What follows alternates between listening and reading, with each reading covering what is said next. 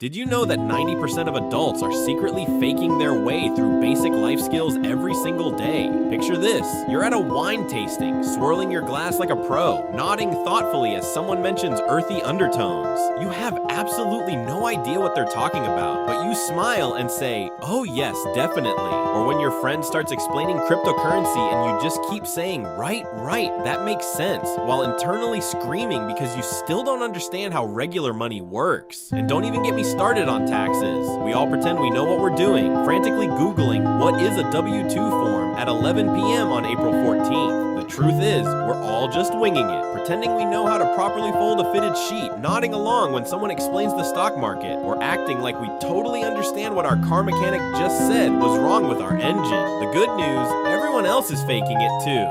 Welcome to adulthood, where we're all just kids in grown-up clothes, pretending we have it figured out.